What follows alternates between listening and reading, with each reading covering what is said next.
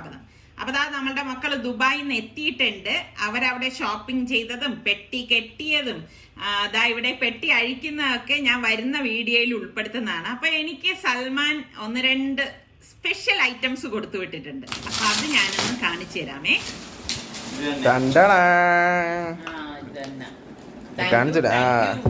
Happy happy happy happy സൽമാൻക്കല്ലേ വാങ്ങിച്ചു തന്നത്. നീ ഹാപ്പി ഹാപ്പി ഹാപ്പി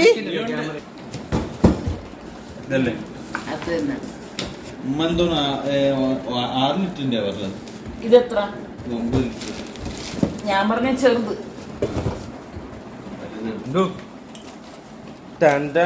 ശരമാല വെക്കാൻ വേണ്ടി കാണിച്ചാ ഇങ്ങോട്ട് കാണിച്ചാ. ഒരു എംപ്ലോയി കൊടുത്തത് നല്ല ബോസ് ആയിരുന്നു. Best boss of the year.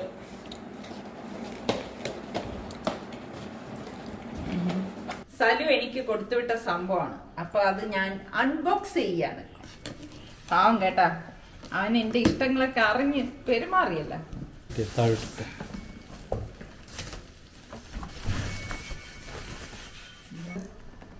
Already ഫോണായിരുന്നു എൻ്റെ അകത്ത് വെച്ച്. ഓ പതുക്കെ. അപ്പൊ എന്താണ് സൽമാൻ്റെ അടുത്ത് പറയാനുള്ളത്? സൽമാന്റെ അടുത്ത് ഒന്നും പറയാനില്ല. അത് പറഞ്ഞാല് അത് ശരിയാവത്തില്ല. നേരിട്ട് വരുമ്പോഴേ പറയത്തുള്ളൂ. എപ്പോഴും ഇങ്ങനെ ഈ വയർ നെറ്റിനെക്കാളും നല്ലത് ഇതാണ് കേട്ടോ. വാങ്ങിക്കാൻ ഉദ്ദേശിക്കുന്നവരടുത്ത് പറയാണ്. എപ്പോഴാണ് നമുക്ക് കുക്ക് ചെയ്ത് തരുന്നത്? ഉടൻ ഇത് വെച്ചൊരു കുക്കിംഗ് നടത്തുന്നതാണ്. അപ്പോൾ വീണ്ടും നമുക്ക് കാണാം. അടുത്ത സന്ധിക്കും വരെ എല്ലാവർക്കും വണക്കം. അങ്ങനെ നമ്മള് കണ്ണൂർ യാത്രയൊക്കെ കഴിഞ്ഞ് മടങ്ങി വന്നിരിക്കുകയാണ്. സത്യം പറഞ്ഞാൽ കുറച്ച് ദിവസം ഉണ്ടായിരുന്നുള്ളൂ എങ്കിലും നല്ല വിഷമമുണ്ട് നിങ്ങളെയൊക്കെ പിരിഞ്ഞ് ഇങ്ങോട്ടേക്ക് വരുമ്പോൾ കേട്ടാ. പിന്നെ കണ്ണൂരുകാരുടെ അടുത്ത് എനിക്ക് പറയാനുള്ളത് ഒത്തിരി താങ്ക്സ് കേട്ടാ. കാരണം നിങ്ങൾ ഒരുപാട് പേര് എനിക്ക് ഇന്നടുത്ത് പോണെത്താ അത് രുചിക്കണെത്താ എന്നൊക്കെ പറഞ്ഞു. അപ്പൊ നിങ്ങളാണ് എന്നെ ഹെൽപ്പ് ചെയ്തത്. അപ്പോൾ നിങ്ങൾ പറഞ്ഞ സ്ഥലങ്ങൾ മാക്സിമം കവർ ചെയ്യാൻ ഞാൻ ശ്രമിച്ചിട്ടുണ്ടായിരുന്നു. അപ്പൊ ഇനി ഈ കണ്ണൂരിന്റെ ആ ഒരു രീതി വെച്ചിട്ട് ഒരു അറ്റമേ ആയിട്ടുള്ളൂ എന്ന് എനിക്കറിയാം.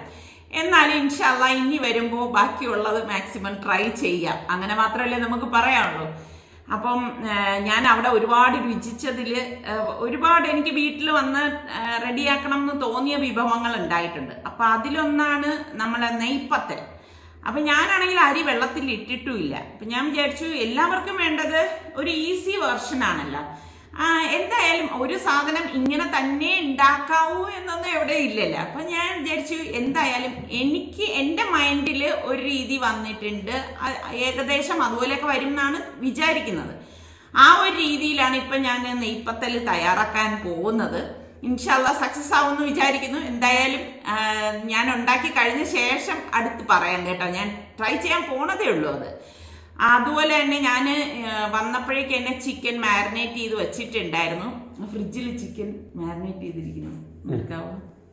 അരെ പിള്ളേർ വന്നിട്ടുണ്ടായിരുന്നല്ലോ. അപ്പൊ അവർ എയർ ഫ്രയർ ഒക്കെ കൊണ്ടുവന്ന് അതിൻ്റെയൊക്കെ വീഡിയോ ഞാൻ എടുത്തിരുന്നേ. പക്ഷെ നമ്മുടെ ഈ കണ്ണൂർ വിശേഷങ്ങളൊക്കെ ഇങ്ങനെ വന്നതുകൊണ്ട് പിള്ളേരുടെ ദുബായിലെ വീഡിയോയും മുടങ്ങി, പിന്നെ അവരിവിടെ വന്നതിൻ്റെയൊക്കെ വീഡിയോ മുടങ്ങി. അത് ഇൻഷാല്ലാ എപ്പോഴെങ്കിലും ഇതിനിടയിൽ കാണിക്കാൻ നോക്കാം. നിങ്ങൾക്ക് ഇൻട്രസ്റ്റ് ഉണ്ടെങ്കിൽ കാണിക്കാം കേട്ടാ. ഇതുകൊണ്ട് ഞാൻ വന്നിട്ടും തന്നെ ചിക്കൻ മാരിനേറ്റ് ചെയ്ത് വെച്ചിട്ടുണ്ടായിരുന്നു. കാരണം അവരും ഇപ്പോൾ കുറേ ദിവസമായിട്ട് നമ്മുടെ കൂടെ ഉണ്ടായിരുന്നില്ലല്ലോ കണ്ടോ. അപ്പൊ അതിന്റെ മാരിനേഷനൊന്നും ഞാൻ വീഡിയോ എടുത്തിട്ടില്ല. അപ്പൊ ഇത് ഞാൻ എയർ ഫ്രയറിൽ വെച്ചിട്ടാണ് റെഡിയാക്കാൻ പോണത്. അപ്പൊ നമുക്ക് ആദ്യം നെയ്പത്തൽ ഉണ്ടാക്കാൻ പോകാം. അപ്പൊ ഞാൻ ഇതാ വലിയൊരു ബൗളിലേക്ക് 1 കപ്പ് പച്ചരിപ്പൊടി, വറുക്കാത്ത പച്ചരിപ്പൊടിയും 1 കപ്പ് പുഴുക്കലരി, അതും വറുത്തതല്ല, റേഷൻ അരിയാണ് ഞാൻ എടുത്തത്. പിന്നെ 1 കപ്പ് തേങ്ങ, 1 കപ്പ് ചോറ്. ഇതിപ്പോ എന്റെ കയ്യിൽ പച്ചരിയുടെ ചോറാണ് ഉണ്ടായിരുന്നത്, അതാണ് ഞാൻ എടുത്തത്. പിന്നെ 8-10 ചുവന്നുള്ളി, ചെറിയ ചുവന്നുള്ളി എടുത്തു. 1 ടേബിൾ സ്പൂണോളം വലിയ ജീരകം ഇല്ലേ, പെരിഞ്ജീരകം, ഫെനൽ സീഡ്, അതും ഇട്ടു. പാകത്തിനുള്ള ഉപ്പും കൂടി ഇട്ട് കൊടുക്കണം. അപ്പൊ ഇതാണ് ഞാന് പത്തൽ ഉണ്ടാക്കാൻ എടുത്തിരിക്കുന്ന കൂട്ടെന്ന് പറയുന്നത്. എന്നിട്ട് മിക്സിയുടെ പൊടിക്കുന്ന ജാറിൽ നമുക്കിത് കുറേശ്ശെ ഇട്ടിട്ട് ഒന്ന് കറക്കി എടുക്കണം. അപ്പൊ ഈ ചുവന്നുള്ളി വരുന്ന ഒരു ഇതിൽ നമ്മൾ വെള്ളം ചേർക്കണ്ട. ആ ഉള്ളിയുടെ ഇതിൽ തന്നെ ഇതുപോലെ അരഞ്ഞു വരും. മഷി പോലെയൊന്നും അരയണ്ട, ഈ ഒരു രീതിക്കൊന്ന് അരഞ്ഞാൽ മതി. ഒന്ന് ഒരു 2-3 കറക്കിയാൽ മതി. രണ്ടാമത്തേല് ഇതാ കുറച്ച് വെള്ളം ഒഴിച്ചിട്ട് ഞാനൊന്ന് കറക്കി എടുക്കുന്നുണ്ട്. കാരണം ആ ഉള്ളിയുടെ ഇതില്ലാത്തത് കൊണ്ടാണ് അങ്ങനെ എടുത്തത്. അപ്പൊ ഇങ്ങനെ 2-3 ബാച്ചായിട്ട് നമ്മളിത് അടിച്ചെടുക്കണം. ഒട്ടും അധികം ഓവറായിട്ട് വെള്ളം വരാൻ പാടില്ല കേട്ടോ, അത് പ്രത്യേകം ശ്രദ്ധിച്ചേക്കണം. അപ്പൊ എന്താ ഇതുപോലെ കുഴച്ചെടുക്കണം. അപ്പൊ ഇതാണ് അതിന്റെ ഒരു പരുവം എന്ന് പറഞ്ഞാൽ ഈ ഒരു കട്ടിയാണ്. അപ്പൊ ഞാൻ മനസ്സിലാക്കിയത്, ഇപ്പൊ ഞാൻ എന്താ 1/4 കപ്പ് റവയും കൂടി ഇട്ടിട്ടുണ്ട്, 1 ടേബിൾ സ്പൂണ് നെയ്യും കൂടി ഇതിലേക്ക് ചേർത്ത് കൊടുക്കണം. എന്നിട്ട് നന്നായിട്ട് കുഴച്ചു കൊടുക്കും. അപ്പൊ ഞാൻ മനസ്സിലാക്കിയത് ഇത് തരിതരിയായിട്ടാണ് അരച്ചെടുക്കുന്നത്. അപ്പൊ ഇതിലൊരു തരി ഇല്ലാത്തത് കൊണ്ടാണ് ഞാൻ റവ ഇതിലേക്ക് ചേർത്തത്. നെയ്പത്തൽ എന്നുള്ള പേരിന് അത് യോജിക്കണമല്ലോ, അതുകൊണ്ട് നെയ്യുടെ ടേസ്റ്റ് കിട്ടാൻ വേണ്ടിയിട്ടാണ് നെയ്യും ഞാൻ ഇതിലേക്ക് ചേർത്തത്. എന്നിട്ട് ഞാൻ നന്നായിട്ട് ഇതുപോലെ ഒന്ന് കുഴച്ചെടുക്കും. പച്ചവെള്ളത്തിലാണ് കുഴച്ചെടുത്തിരിക്കുന്നത്. അപ്പൊ ഇൻസ്റ്റന്റ് ആയിട്ട് തന്നെ നമുക്ക് ഇതുപോലെ കുഴച്ചെടുത്ത് ചുട്ടെടുക്കാൻ പറ്റുന്ന ഒരു സംഭവമാണ് കേട്ടോ. അപ്പം ഞാൻ എന്താ കുഴച്ചോണ്ടിരുന്നപ്പോ തന്നെ ഇതാ നമ്മളുടെ എയർ ഫ്രയർ, നമ്മളുടെ സുൽത്താനാണ് ഇതിന്റെ ഓപ്പറേഷൻസ് കാണിച്ചു തരുന്നത്. അപ്പൊ 180 ഡിഗ്രി സെൽഷ്യസിൽ ഫസ്റ്റ് ഒരു 27 മിനിറ്റ് വെച്ചിട്ട് എടുക്കുകയാണ്. അപ്പൊ ഇനിയിപ്പോ എന്താ ഇതിനുള്ളിലേക്ക് നമ്മൾ മാരിനേറ്റ് ചെയ്ത് വെച്ചിരിക്കുന്ന ചിക്കൻ പീസസ് വെച്ച് കൊടുക്കാം. ഇതിപ്പോ അത്യാവശ്യം വലിപ്പമുള്ള എയർ ഫ്രയർ ആണ് കേട്ടോ. XL ആണ് സലു 5 കൊടുത്തു വിട്ടത്. അതെനിക്ക് എന്തായാലും വളരെ ഉപകാരമായി, കാരണം എനിക്ക് വലുത് തന്നെ ആയിരുന്നു വേണ്ടത്. അപ്പം ഡിജിറ്റൽ തന്നെയാണ് അവൻ കൊടുത്തു വിട്ടത്. അവൻ പറഞ്ഞു പിന്നെ കാലത്തിനൊത്ത് ഓടണ്ടേന്ന്. ഞാൻ മാനുവലായിരുന്നു പണ്ട് സലുവിന്റെ അടുത്ത് പറഞ്ഞിരുന്നത്, അപ്പൊ അവൻ ഡിജിറ്റലാണ് കൊടുത്തു വിട്ടത്. അപ്പൊ അത് അവിടെ ആവുന്ന സമയത്ത് ഞാൻ ദാ നമ്മളുടെ ഇരുമ്പ് ചട്ടിയിലേക്ക് പാകത്തിനുള്ള എണ്ണ ഒഴിച്ച് ചൂടാക്കാൻ വെച്ചിട്ടുണ്ട്. മാവ് ദാ ഇതുപോലെ ഉരുളയാക്കി ഉരുട്ടിയ ശേഷം ഇതാ ഇതുപോലെ ചപ്പാത്തി പ്രസ്സിൽ വെച്ച് ഞാനൊന്ന് പ്രസ് ചെയ്തെടുക്കണേ. ഒരുപാട് അങ്ങ് പ്രസ് ചെയ്യണ്ട. അപ്പൊ എന്റെ ചപ്പാത്തി പ്രസ് കണ്ടിട്ട് നിങ്ങൾക്ക് ആർക്കൊന്നും തോന്നണ്ട, ഒരുപാട് പഴക്കമുള്ളതാണ് കേട്ടോ. എനിക്ക് പുതിയതിലേക്ക് പോകാൻ അങ്ങോട്ട് ഒരു മനസ്സ് വരുന്നുമില്ല. ഇത് നല്ല കംഫർട്ടാണ് എനിക്ക്. ഇതാ ഇതുപോലെ ഒന്ന് പരത്തിയെടുത്ത ശേഷം നല്ല ചൂടായ എണ്ണയിലേക്ക് നമ്മൾ ഇത് ഇട്ടിട്ടാണ് ഫ്രൈ ചെയ്തെടുക്കുന്നത്. എണ്ണയുടെ ചൂട് നല്ല ചൂട് വേണേ, എങ്കിലേ അത് കറക്റ്റ് പരുവത്തിന് വരത്തുള്ളൂ. ഇതുപോലെ പൊന്തി വന്ന ശേഷം മാത്രമേ നമ്മളൊന്ന് മറിച്ചിട്ട് കൊടുക്കാവൂ. അപ്പൊ നല്ല ഒരു ഗോൾഡൻ കളർ വരും. ശരിക്കും ഒരു പൂരി ഭട്ടൂരിയൊക്കെ റെഡിയാവണ ആ ഒരു മെത്തേഡിൽ വരും. ഇതാ ഇതുപോലെ. അപ്പൊ ഈ സംഭവം സക്സസ് ആണ്. എണ്ണ കുടിക്കുക ഒന്നുമില്ല.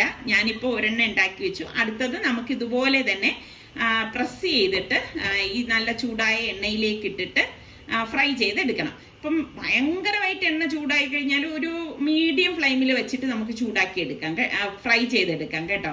എണ്ണ ഒട്ടും ചൂടില്ലാതിരിക്കരുത്, അത് നിങ്ങളൊന്ന് പ്രത്യേകം ശ്രദ്ധിച്ചേക്കണം. പിന്നെ ഒരു ആഹാര സാധനവും ഇങ്ങനെ തന്നെ ചെയ്യാവൂ, ഇതേ ചെയ്താൽ ശരിയാവൂ അങ്ങനെയൊന്നും ഒരു നിഘണ്ടുവിലും ഇല്ല.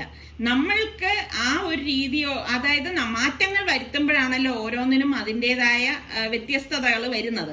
അപ്പം അങ്ങനെ തന്നെ ചെയ്യത്തുള്ളൂ എന്നൊന്നും നിർബന്ധം ഒന്നും ആഹാര രീതികളില്ല. എങ്ങനെ ഞാൻ പറയണത് ശരിയല്ലേ? അങ്ങനെ ഉണ്ടെങ്കിൽ എന്നോട് നിങ്ങൾ യോജിക്കുന്നുണ്ടോ? എനിക്കൊന്ന് പറയണം കേട്ടാ. അപ്പൊ അതാ നമ്മളുടെ നെയ്പത്തലൊക്കെ റെഡി ആയിട്ടുണ്ട്. അപ്പൊ ഇത് നല്ല ഒരു കിഡു ഐറ്റം തന്നെയാണ് കേട്ടോ. ഞാൻ ഗ്യാരണ്ടി തരാണ്, നിങ്ങളൊന്ന് ട്രൈ ചെയ്ത് നോക്ക്. നമ്മൾ കുഴച്ച് വെക്കേണ്ട ഒരു ആവശ്യവും ഇല്ല, അല്ലാതെ തന്നെ നമുക്ക് റെഡിയാക്കി എടുക്കാം. അപ്പൊ ഇതിനിടയിൽ നമ്മളുടെ എയർ ഫ്രയറിലുള്ളതും റെഡി ആയിക്കൊണ്ടിരിക്കുന്നുണ്ട്. അപ്പൊ പത്തല് ഞാൻ ഒരറ്റത്ത് ചുടുന്നുണ്ട്, ഒരറ്റത്ത് ഞാൻ എയർ ഫ്രയർ ശ്രദ്ധിച്ചോണ്ടിരിക്കുകയാണ്. അപ്പൊ ഫസ്റ്റ് ഞാൻ ഇതിൽ ചെയ്യുന്നല്ലേ. അപ്പൊ ഞാൻ ഇതാ ഇപ്പൊ ടൈം കഴിഞ്ഞപ്പോഴേക്ക് ഇതാ നോക്കുമ്പോൾ ഓൾമോസ്റ്റ് എല്ലാം വെന്തിട്ടുണ്ട്. അപ്പോൾ അത് ജസ്റ്റ് ഒന്ന് തിരിച്ചു വെച്ചു കൊടുക്കാണ്. അപ്പൊ സുൽത്താനാണ് വന്ന് ഇതൊന്ന് തിരിച്ചു വെച്ചു കൊടുക്കുന്നത്. എല്ലാം പീസും ഇതുപോലെ തിരിച്ചു വെച്ച ശേഷം വീണ്ടും ഇത് നമുക്ക് 180 ഡിഗ്രി സെൽഷ്യസിൽ ഒരു 15 മിനിറ്റ് വെക്കണം കേട്ടോ. അപ്പൊ ചിലപ്പം ഇതിനിടയിൽ തന്നെ റെഡിയാവും. ഫസ്റ്റ് ആയതുകൊണ്ട് എനിക്ക് കറക്റ്റ് അതിന്റെ ടൈമിങ് അറിയില്ലായിരുന്നു. അപ്പൊ കറക്റ്റ് തന്നെ ആയിരുന്നു. ഒട്ടും എണ്ണ ഇല്ലാതെ ഫ്രൈ ചെയ്തെടുത്ത സംഭവമാണ്. അപ്പൊ ഇതിനിടയിൽ തേയില വെള്ളത്തിന് വെച്ചിട്ടുണ്ട്. അപ്പൊ തേയില വെള്ളം എന്ന് പറയുമ്പോൾ എനിക്ക് ഇപ്പൊ എന്തോ പോലെ തോന്നും കേട്ടോ. നിങ്ങൾ എന്നെ എപ്പോഴും കളിയാക്കുന്നുണ്ട്. അപ്പൊ ഇതാ ഫ്രൈ ചെയ്ത സംഭവം ഇതാ കണ്ട അടിപൊളിയാണ്. അപ്പൊ ഇതിപ്പോ കഴിക്കാനായിട്ട് പോവാണ്. എല്ലാം ടേബിളിലേക്ക് സെറ്റ് ചെയ്ത് ഒരുപാട് ദിവസത്തിന് ശേഷമാണ് ഇപ്പൊ എന്താ മക്കളുമായിട്ട് കഴിക്കാൻ പോണത്. ലബനെ പിള്ളേർ കൊണ്ടുവന്നാണ് കേട്ടോ. ഇതാ ഇവര് ഇപ്പൊ കുറച്ച് നാളായില്ല നമ്മളെല്ലാവരും കൂടി ഒരുമിച്ചുള്ളവരിത്. നെയ്പത്തൽ എണ്ണപ്പത്തിരി. അത് ഞാൻ എന്റെ വെർഷനിൽ ഉണ്ടാക്കിയതാണ്. കണ്ണൂരുകാരൊന്നും എനിക്കിട്ട് പൊങ്കാല തരല്ലേ. കാരണം നിങ്ങളുടെ ട്രഡീഷണൽ രീതിയാണ്. നമ്മളുടെ വ്യൂവേഴ്സിന് എളുപ്പം ഉണ്ടാക്കിയെടുക്കണമല്ലോ. അപ്പൊ ഞാൻ സത്യം പറഞ്ഞാൽ കൊതി കൊണ്ട് ഉണ്ടാക്കിയതാണ്. ഇന്നലെ ഞാൻ അരിയൊന്നും വെള്ളത്തിൽ ഇട്ടിട്ടൊന്നും ഇല്ലായിരുന്നു. അപ്പൊ ഇന്നിപ്പോ ഇതാ പെട്ടെന്ന് തയ്യാറാക്കി എടുക്കാൻ പറ്റുന്നു. എന്നിട്ട് പറയാൻ എങ്ങനെയുണ്ടെന്ന്.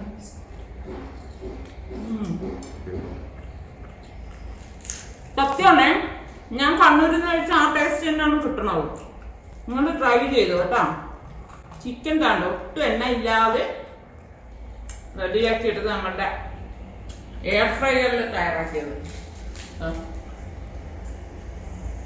അപ്പൊ ഈ കാണുന്നത് എല്ലാ വർഷവും മാർച്ച് മാസങ്ങളിൽ കാണുന്ന ഒരു പ്രതിഭാസമാണ്. അപ്പൊ നിങ്ങളുടെ അവിടെയും ഒക്കെ ഇങ്ങനെയൊക്കെ ഉണ്ടായിരിക്കുമല്ലേ? അല്ലേ? ഉണ്ടെങ്കിൽ ഒന്ന് പറഞ്ഞാൽ മതി കേട്ടോ. അപ്പൊ ഇത് പണ്ടൊക്കെ ആണെങ്കിൽ വിറകൊക്കെ വെച്ച് റോഡിൽ വെച്ചാണ് ഓരോന്നും കൂട്ടിയിരുന്നത്. അതൊക്കെ മാറി ഇപ്പൊ യന്ത്രവൽകൃതമായിരിക്കാണ്. അതൊക്കെ വളരെ നല്ല കാര്യമാണ്. പക്ഷെ റോഡില് ഇതുപോലെയുള്ള സ്ഥലങ്ങളില് ഒരു ജസ്റ്റ് ഇങ്ങനെ മേളിൽ മാത്രം ഇട്ട് പോവുക എന്ന് പറയുമ്പോൾ നമ്മുടെ മുഖത്ത് പുട്ടിയിടുന്നത് പോലെയാണ്. അത് മൊത്തം കുഴിയും കുണ്ടും ഒക്കെ ക്ലീൻ ചെയ്ത ശേഷം നമ്മൾ പുട്ടിയിട്ട് കഴിഞ്ഞാൽ അതൊക്കെ അവിടെ ഇരിക്കും. അല്ലെങ്കിൽ എന്താന്ന് വെച്ചാൽ ഒറ്റ മഴ പെയ്യുമ്പോ തന്നെ അത് അതിന്റെ വഴിക്ക് അങ്ങ് പോകും. അവര് പോണതിന്റെ പുറകെ തന്നെ ഈ ടാറ് ഒലിച്ചു പോകും. അപ്പം ഇത് മിക്കയിടത്തും കാണുന്ന ഒരവസ്ഥയാണ്. എങ്കിലും പോട്ടെ, ഇത്രയെങ്കിലും കാര്യങ്ങളൊക്കെ ഇപ്പൊ ചെയ്യുന്നുണ്ടല്ലോ എന്നുള്ള ഒരു ആശ്വാസം തന്നെ ഉണ്ട്. ഇത് എല്ലാ വർഷവും ഇങ്ങനെ ചെയ്യണം എന്നില്ല. നല്ല രീതിയിൽ ചെയ്യുവാണെങ്കിൽ ഇത് വർഷങ്ങളോളം കിടക്കും. ശരിയല്ലേ ഞാൻ പറഞ്ഞത്? നമ്മള് കണ്ണൂര് പോയിട്ട് വന്നിട്ട് നോക്കുമ്പോ ഉണ്ട് നമ്മളുടെ കൊല റുക്കൂല് നിക്കാണ്. നമ്മള് സപ്പോർട്ടൊക്കെ കൊടുത്തിട്ടൊക്കെയാണ് പോയിരുന്നത് കേട്ടോ. പക്ഷെ കാറ്റത്താണെന്ന് തോന്നുന്നു അത് ഇങ്ങനെ വീണിട്ടുണ്ട്. അപ്പൊ ഇനിയിപ്പം അതിനെ ഒന്ന് വെട്ടിയെടുക്കാണ്. എനിക്ക് ഇങ്ങനെ കൊല വന്ന് വെട്ടിക്കഴിയുമ്പോ എനിക്ക് ഭയങ്കര വിഷമമാണ്. എന്താണെന്ന് അറിയാവോ? പിന്നെ നമ്മൾ ആ വാഴ അങ്ങ് വെട്ടിക്കളയൂലേ.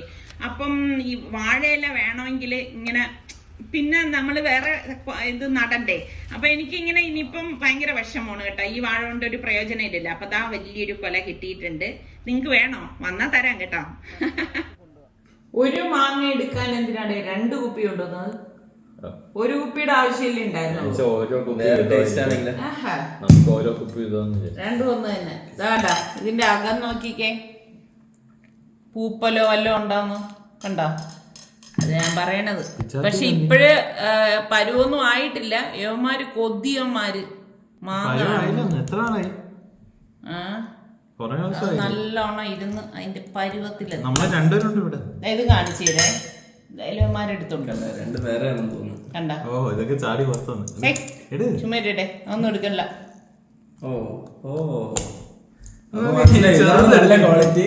ഇത് ചെറുതാ. പിച്ചാത്തിന്റെ ആവശ്യം ഒരു ഫോർമാലിറ്റി.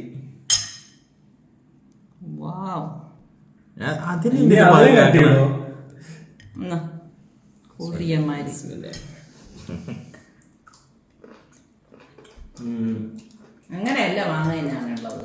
ഇങ്ങനെയല്ല തിന്നേണ്ടത്. എന്തിന് പിച്ചാത്തി കേക്ക്? മാങ്ങ തന്നെയാണുള്ളത്. ഇങ്ങനെയാണ്. ഇങ്ങനെ മാങ്ങ എടുക്കണം. എന്നിട്ട് നല്ല ഉപ്പിലിട്ട മാങ്ങയാണ്. ഞാൻ കാണിച്ചത് ഇങ്ങനെ മാങ്ങ തിന്നുന്നുണ്ട്. കുറച്ചിങ്ങനെ കടിക്കണം, നുണഞ്ഞിറക്കണം. അടിപൊളി. നമ്മൾ ഒരു കണ്ണിങ്ങനെ അടഞ്ഞു പോകും. എന്നിട്ട് ഇങ്ങനെ മാങ്ങ ഫുള്ളായിട്ട് എടുക്കണം. ഞാൻ പിച്ചാത്തി കിട്ടാൻ വരുന്നിട്ട് സുത്തൊക്കെ കടിക്കണ എനിക്ക് ഇവിടെ ഈ മാങ്ങയ്ക്കും ഫീലാണ് സൗണ്ട് കേട്ടോണ്ടിരിക്കുന്നത്. എന്നിട്ട് അടുത്തെടുത്തിട്ട് അടിപൊളി. ക്യാമറമാൻ്റെ വാല് വെള്ളം പറഞ്ഞു.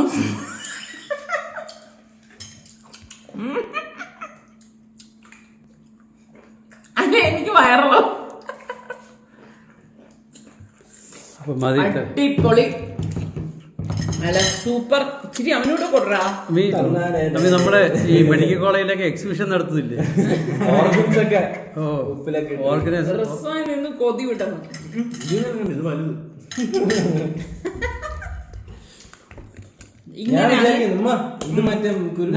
ഇത്രയും ദിവസം ഒരു കുഴപ്പമില്ലാതെ ഇപ്പൊ ഒന്ന് എടുത്തു.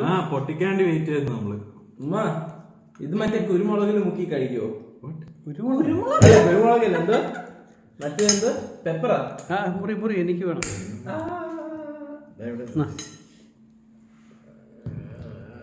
ചില്ലി.